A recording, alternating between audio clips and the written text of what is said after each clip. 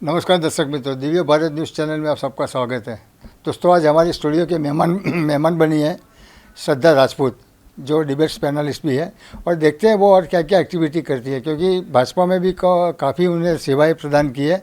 तो हम उन्हीं से पूछते हैं कि उन्होंने पार्टी में रहकर पार्टी के लिए क्या क्या किया है, और आने वाले चुनाव में भाजपा के बारे में भी हम बात करेंगे कि उनकी तैयारियाँ कैसी है।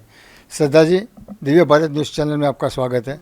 शुरू से बताइए कि आपने शुरू से अपनी जर्नी कैसे तय की। जहाँ तक कि भाजपा का सवाल है, तो भाजपा की जो मेरी यात्रा है वो शुरू हुई थी एक सामान्य कार्यकर्ता के तौर पे, और कार्यकर्ता के तौर पे मैंने काम करना शुरू किया। सबसे ज़्यादा मैंने ग्रास रूट लेवल पे काम किया, और उसके बाद जो यहाँ की ग्रामीण इकाई है जिसे अहमदाबाद ज़िला कहते हैं, उसके संगठन के अंदर जो मंत्री की जवाबदारी होती है वो मुझे दी गई। इस दौरान भी मैंने भाजपा संगठन को बहुत अच्छे से समझा, क्योंकि इसका एक प्रशिक्षण वर्ग होता है, तो और डीपली समझा कि भाजपा की जो विचारधारा है उस विचारधारा से बूथ है, शक्ति केंद्र है, या भाजपा का जो इतिहास है, और ये सारी चीज़ें समझने को मिली। जुड़ने का एकमात्र मतलब, अगर मैं गुजरात से हूँ तो डेफिनेटली फोर्स नरेंद्र मोदी जी ही थे, क्योंकि वो हमारे तत्कालीन मुख्यमंत्री थे, और जब मैं काम कर रही थी उसके साथ साथ वो प्राइम मिनिस्टर भी बने। तो ये था। इसके बाद आगे जाके यहाँ की जो डिबेट्स हैं प्रदेश मीडिया की ओर से मुझे भेजा जाता था, तो जो भी यहाँ की एक प्रादेशिक चैनल है वहाँ पे गुजराती जो यहाँ की भाषा है, इसमें मैं डिबेट्स करती हूँ। इसके बाद आगे जाके मुझे महिला मोर्चा के अंदर भी उपाध्यक्ष की जवाबदेही मिली थी, उसके अंदर भी मैंने काम किया है। और एक पोषण के लिए सुपोषण अभियान भी जो है, ये हमने, जो हमारे प्रधानमंत्री जी हमेशा इस बात को, जब वो मुख्यमंत्री थे तब से लेकर इस बात के ऊपर उन्होंने काफ़ी काम किया है। इवन जो अभी हमारी यूपी की महामहिम हैं आनंदीबेन पटेल जी, उनका भी काफ़ी पोषण के ऊपर काम रहा है। उसी के कॉन्सेप्ट को आगे ले जाके हमारे माननीय अध्यक्ष CR पाटिल सर हैं, तो उन्होंने हमें कहा कि हाँ, आप आगे इसको बनाइए। और हमने कुपोषित बालकों के लिए, जो बच्चे थे उन लोगों के लिए भी माननीय CR पाटिल जो हमारे अध्यक्ष हैं उनके नेतृत्व के अंदर सुपोषण अभियान को भी चलाया है। तो ये सारे काम जो है वो भाजपा इकाई के अंदर मैंने किए। श्रद्धा जी, ये तो रही अच्छी बात है। अब मुद्दे पर आते हैं। माफ़ करना, UCC को लेकर आप क्या कहेंगे, क्योंकि विपक्षी पार्टियां एकजुट होकर उसका विरोध कर रही है। दूसरा, अरविंद केजरीवाल सपोर्ट कर रहे हैं। क्या सोचती है आपकी भाजपा क्या स्टैंड लेगी?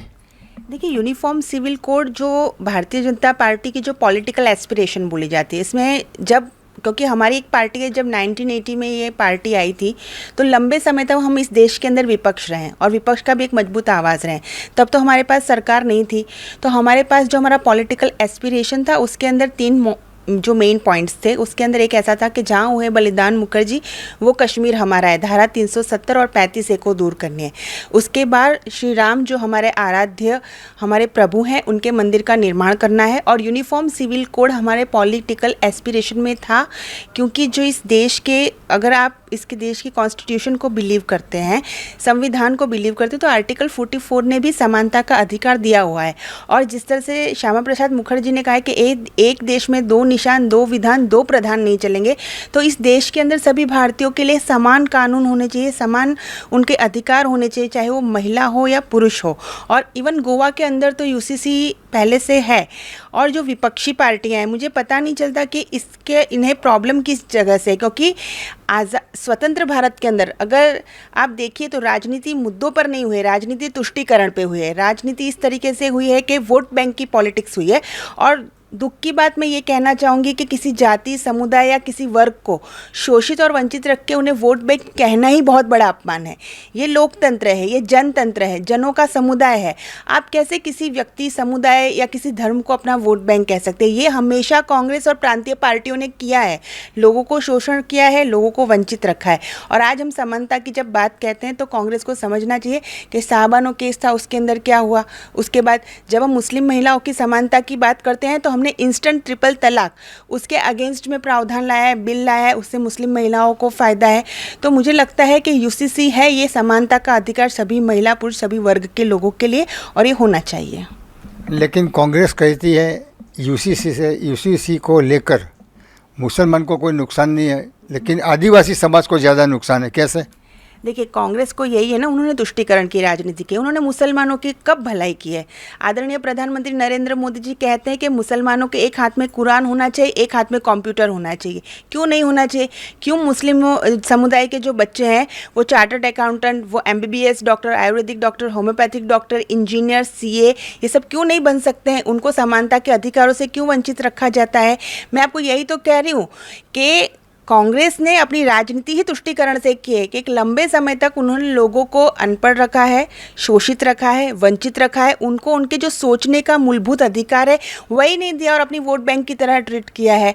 आज आदिवासी समुदाय की बात है तो आदिवासी समुदाय के लिए उन्होंने कौन सा काम किया है? आज हम देखते हैं कि देश की जो सबसे पहली हम अभी की जो हमारी महामहिम हैं, जो हमारे राष्ट्रपति जी हैं द्रौपदी जी, वो भी तो आदिवासी महिलाएं। अगर इतना ही आदिवासियों से प्रेम है तो उनके अगेंस्ट में भी उन्होंने क्यों एक कैंडिडेट को खड़ा रखा था कांग्रेस ने? तो ये बोलने की बातें हैं, इसमें कोई तथ्य नहीं है। अब आते हैं कर्नाटक पर। हिमाचल गया, कर्नाटक गया। अब आने वाले समय में जैसे राज्यसभा की जो अलग अलग जैसे राजस्थान है वहाँ पर भी चुनाव है, ठीक है, बिहार में भी आएगा।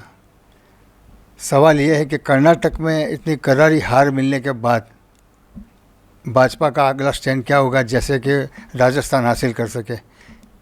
देखिए, जहाँ तक कि आपने हिमाचल और कर्नाटक की बात कही तो मैं ये नहीं कहूँगी कि हमारी सरकार वहाँ बनी है। सरकार तो नहीं बनी, हम मानते हैं, लेकिन करारी हार इसे नहीं कही जाएगी क्योंकि हमारा वोट प्रतिशत कम नहीं हुआ। हिमाचल में थोड़ा 0.9% का कुछ डिफरेंस है और कर्नाटक में तो वो भी नहीं है।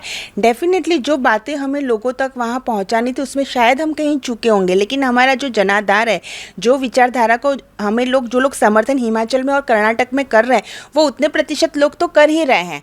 तो हमें और भी, जैसे मैंने हमेशा कोट किया है कि अटल बिहारी वाजपेयी जी, श्रद्धेय रतन जी कहते हैं, भारत रत्न जी, कि बीजेपी का कार्यकर्ता कभी हारता नहीं, वो या जीतता है या सीखता है। तो इसमें हमें सीखने की बात होगी और जो डेफिनेटली हम सीखेंगे।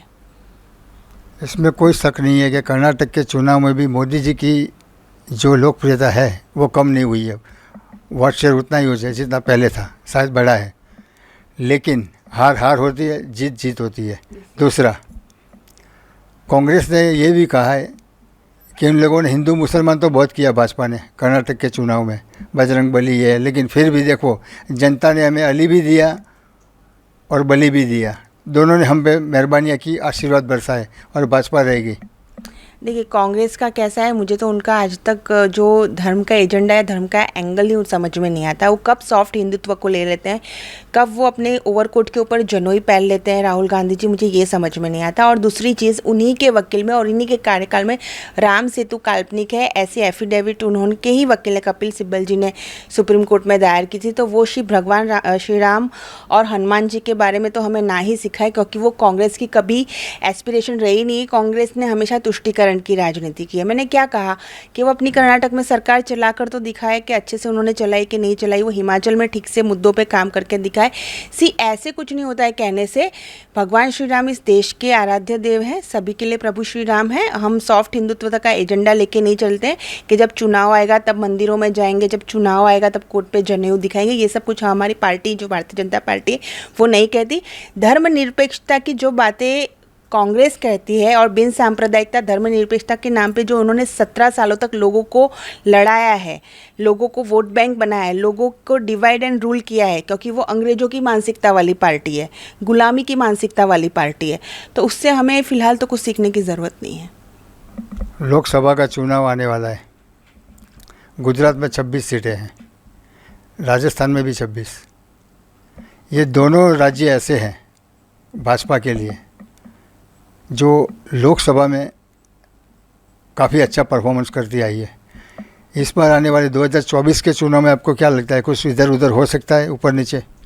देखिए, गुजरात में 26 है, राजस्थान में 25 है।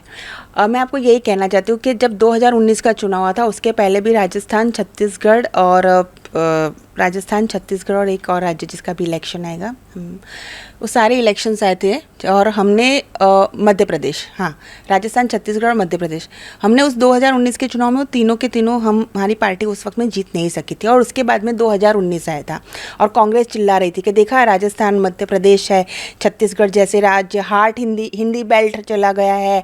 और राफेल के मुद्दे पे जहाँ पे राहुल गांधी जी ने सुप्रीम कोर्ट में जाके माफ़ी मांगी थी, जो उन्होंने करप्शन के चार्जेस लगाए थे और बोला था अब कुछ नहीं होगा, तो हमारी 303 की सीटें आई थी। तो देखिए हमेशा जो इलेक्शंस होते हैं, जो स्थानिक स्वराज होता है, जो लोकल बॉडीज़ इलेक्शंस होते हैं, उसके बाद में जो विधानसभा के इलेक्शंस होते हैं और जो लोकसभा के इलेक्शन होते हैं, तीनों इलेक्शंस के मुद्दे अलग होते हैं और तीनों इलेक्शंस में लोग अपने हिसाब से जो अपने नेता हैं उनको चूज़ करके वोट देते हैं। आज आप बताइए कि आज की तारीख में और आने वाले कितने सालों तक इस देश के अंदर अगर प्रधानमंत्री की बात की जाए, तो मैं इसलिए नहीं कह रही हूँ कि भाई नरेंद्र मोदी जी हमारे भारतीय जनता पार्टी के नेता है, 140 करोड़ भारतीयों के मन में वो बसते हैं और इसलिए नहीं बसते हैं कि वो सिर्फ भारतीय जनता पार्टी के नेता है। उस व्यक्ति ने 24 घंटे 365 दिन, जब से वो तत्कालीन मुख्यमंत्री बने, जब से वो पब्लिक लाइफ में आए, सिर्फ और सिर्फ उनकी हर एक सांसों ने जो काम किया है वो गुजरात या भारत पूरे देश के लिए काम किया। जब वो मुख्यमंत्री थे तो गुजरात का वेलफेयर सोचते थे, जब वो प्रधानमंत्री बने तब वो पूरे भारत के बारे में सोचते थे। और आज 140 करोड़ भारतीयों में जो उनके आलोचक हैं उनको भी दिल से तो यही पता है कि बंदा अपने अंतिम क्षण तक सिर्फ भारत के बारे में ही सोचने वाला है। तो उनके जितना जो पॉपुलर फेस है और उनके जो कमिटमेंट है, उनकी जो इंटीग्रिटी है, उनकी जो ईमानदारी है, उनको आज कोई भी प्रश्नार्थ नहीं कर सकता। देश में लव जिहाद चरम सीमा पर है। सरकार नहीं कुछ कर पा रही है, ना ही एक्शन ले पा रही है। या हम नहीं कहते, जनता कहती है कि भाई ऐसा क्यों, ये तो भाजपा सरकार है, तो लव जिहाद के इतने किस्से बढ़ रहे हैं, तो सरकार क्या कर रही है? देखिए लव जिहाद जो है वो पहले से ही एक प्रैक्टिसिंग मुद्दा रहा है। मुझे अच्छे से पता है कि जब हम लोग भी स्कूल और कॉलेजेस में पढ़ते थे तब भी लव जिहाद की बातें होती थी, लेकिन तब हमारे में हिम्मत ही नहीं थी कि हम किसी को ये बात बता सकें, क्योंकि सरकार यूपीए गवर्नमेंट थी, किसी की हिम्मत है लव जिहाद के बारे में बोल सके? कोई बोल सकता है कि उनके साथ इस तरह से तुष्टीकरण की राजनीति के चलते बहुसंख्यक समुदाय की हिंदू बेटियों के साथ जो किया जा रहा है? और लव जिहाद के स्टैटिस्टिक्स हैं भाई साहब, जब एफआईआर होती है, चार्जशीट होती है, तो आप जाकर उसमें देखिए, उस बेटी का पूरा बयान देखिए, तो उस बेटी ने, उस लड़की ने, उस महिला ने, पीड़ित व्यक्ति ने बताया है। और जो गुजरात के भी अंदर हमने लव जिहाद का कानून जो है पारित किया है, उसे लागू किया है, तो it is not about Hindu Muslim. अगर कोई इंसान सलीम है और सुरेश बनता है तो उसके लिए भी लागू होता है, और कोई सुरेश है और सलीम बनता है उसके लिए लागू होता है। ये सिख हो, पारसी हो, हिंदू हो, ईसाई हो, सभी बेटियों के वेलफेयर के लिए। ऐसा नहीं है कि आप किसी को भी बरगला सकते हैं। और पहले तो हम में हिम्मत ही नहीं हुआ करती थी कि हमारी बेटियों के साथ जब ये अन्याय हो रहा था तो हमारी हिम्मत थी यूपीए 1 और यूपीए 2 के अंदर हम बता भी सके किसी को कि ये घटना यहाँ घट रही है, कोई सुनवाई नहीं होती थी। एटलीस्ट भारतीय जनता पार्टी की जो ये निष्पक्ष सरकार है, इसके अंदर बेटियाँ खुलकर सामने आई और ये मुद्दा है। और मैं धन्यवाद देती हूँ इलेक्ट्रॉनिक मीडिया को, प्रिंट मीडिया को, सोशल मीडिया को, कि जो लोग पीड़ित हैं वो सामने आके अपनी आवाज़ रख रहे हैं। जो बोलते हैं ना कि फ्रीडम ऑफ एक्सप्रेशन, व्यक्ति स्वतंत्रता, ये सब कुछ यूपीए के गवर्नमेंट में नहीं थी। सिर्फ और सिर्फ आप एक समुदाय के लोगों के लिए, एक लोगों के लिए प्लीज़ करने वाला अगर बोलोगे तो ही आप अच्छे बोले जाओगे, अदरवाइज आप अच्छे भी नहीं बोले जाते। आखिरी सवाल, क्या लगता है लोकसभा में कितनी सीटें निकालेगी? क्योंकि अमित शाह जी ने तो बोला है कि 300 प्लस। आप क्या कहती हैं, खास करके गुजरात में कितनी आएगी? देखिए गुजरात में तो आप ये मान के लिख लीजिए कि हम लोग हैट्रिक करने जा रहे हैं। 26 में से 26 आएगी और भी 5 लाख की लीड के साथ आएगी गुजरात के अंदर। और एक बात मैं आपको बोल दूं, सिर्फ मेरे पार्टी के नेता हैं इसलिए नहीं, मेरे देश के तो प्रधानमंत्री हैं, पर माननीय नरेंद्र मोदी सिर्फ इस देश के अंदर इतिहास लिखने के लिए ही उनका जन्म हुआ है। और अब की जो ये तीसरी बार का जो हैट्रिक तो लगने जा रही, वही प्रधानमंत्री बन रहे हैं। और इसके साथ पूर्णतः एनडीए के जो गठबंधन है वो सारे रिकॉर्ड तोड़ेगी और भारतीय जनता पार्टी का अब तक का सबसे सर्वोत्तम से सर्वोत्तम जो है वो प्रदर्शन होगा। क्योंकि ये मैं इसलिए आश्वस्त होकर बोल सकती हूँ कि इस देश के अंदर मैंने हिस्ट्री पढ़ी है कि नेहरू जी एक लंबे टाइम तक प्राइम मिनिस्टर सर रहे थे, आदरणीय इंदिरा गांधी जी प्राइम मिनिस्टर रही थी हमारी, और राजीव गांधी जी प्राइम मिनिस्टर रहे थे, पी नरसिम्हा राव, आई के गुजराल, एच.डी. देवगौड़ा, सबके बारे में मैंने पढ़ा है। लेकिन जो लंबे समय के प्राइम मिनिस्टर रहे थे, जब वो एक इलेक्शन में से जब दूसरे इलेक्शन में गए और प्राइम मिनिस्टर बने तो उनकी लोकप्रियता का ग्राफ कम हुआ है, बढ़ा नहीं है। स्वतंत्र भारत के एकमात्र प्रधानमंत्री हैं आदरणीय नरेंद्र भाई मोदी जी, के जिनके बारे में अगर आप प्रधानमंत्री जी के लोकप्रियता का ग्राफ देखेंगे तो जब वो तत्कालीन मुख्यमंत्री में बने थे यहाँ पे गुजरात के अंदर, तो 2014 में पूरे देश में ऐसा ही माहौल था कि देश का प्रधानमंत्री कौन बनना चाहिए, तो बोले नरेंद्र मोदी जी बनना चाहिए। तब उनकी जो लोकप्रियता थी उससे ज़्यादा बढ़ के उनकी लोकप्रियता 2019 में हुई और उससे भी ज़्यादा बढ़कर उनकी लोकप्रियता आज 2024 में है। तो एकमात्र प्रधानमंत्री है कि जिनकी लोकप्रियता का ग्राफ ऊपर गया है, तो डेफिनेटली नरेंद्र मोदी जी। सदा एक बात समझ में नहीं आती है, भाजपा के नेता हो या कार्यकर हो या कोई भी हो, जब भी जहाँ भी जो भी स्टेट में प्रचार करने जाते हैं सीधा मोदी जी का नाम से शुरू करते हैं। तो हम क्या समझे कि जो स्थानिक जो धारासभ्य हो या सांसद हो, क्या उनको काम नहीं करते कि उनका नाम लेना पड़ता है बार बार? देखिए, ये सवाल काफ़ी बार पूछा जाता है, लेकिन मैं ये कहना चाहती हूँ कि हमारी पार्टी में नेता हैं, हमारी पार्टी में कार्यकर्ता है, हमारी पार्टी में लीगेसी रही है। हमारी पार्टी कोई परिवार की पार्टी नहीं, कोई प्रांत की पार्टी नहीं, कोई जाति की पार्टी नहीं। एक समय था कि हमारी पार्टी ने पूरी की पूरी हमेशा से, देखो समय के अनुसार लीगेसी रही है। हमारी पार्टी 1980 के अंदर आ पाई, तो अटल बिहारी वाजपेयी जी ने कहा है कि संघर्षों की बनी हुई पार्टी, कुकुर मुत्तू की तरह रातों रात आई हुई पार्टी नहीं है।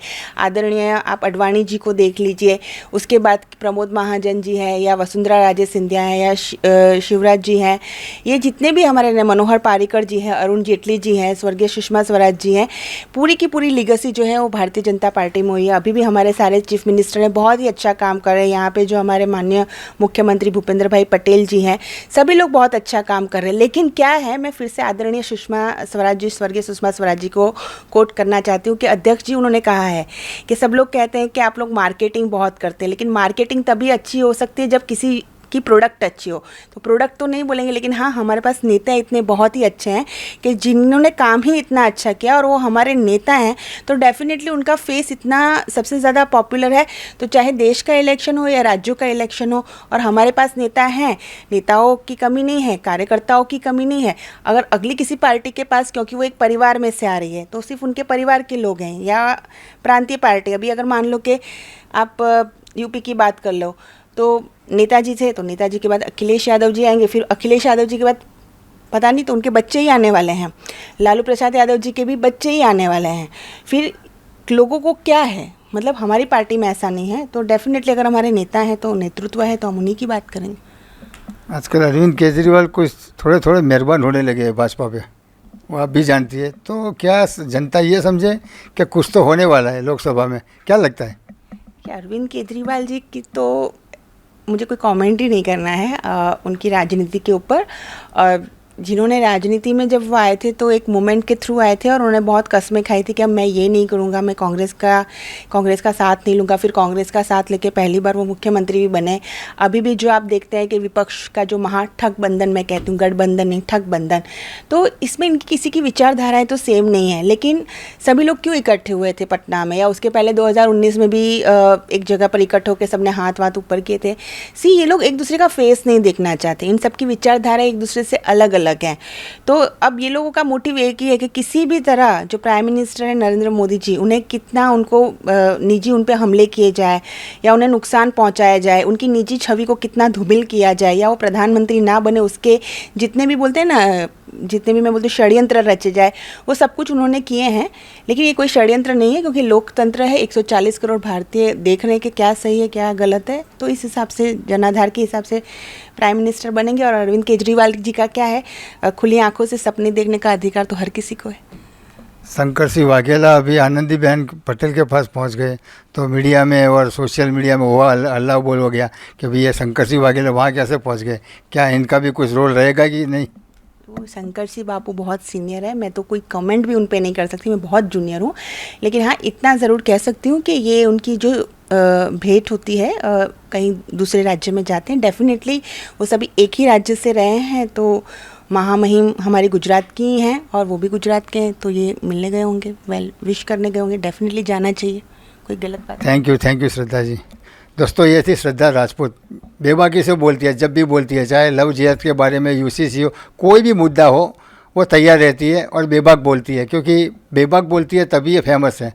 और आने वाले समय में, दिनों में, श्रद्धा राजपूत भाजपा के लिए एक बड़ा नाम हो सकता है, क्योंकि भाजपा को इनको भी आगे करना पड़ेगा, क्योंकि जब वक्ता अच्छे होते हैं ना तो ही रिजल्ट मिलता है। ये तो सही बात है, क्योंकि आपने मोदी जी को भी देखा होगा, सीएम थे तब क्या थे, अब पीएम है, स्पीच में फिर कैसा डिफरेंस आ गया। ये सब सीखना पड़ता है और ये थोड़ा कुछ जनता सिखाती है कि भाई कैसे बोलना चाहिए। पोस्ट बदलती है, लोग बदलते हैं, विचारधाराएं बदलती है और कल्चर भी बदलता है। देखने वाली बात ये होगी कि आने वाले लोकसभा चुनाव में भाजपा कितनी सीटें जीत कर निकालती है। दिव्य भारत न्यूज़, गिरीश जोशी, अहमदाबाद।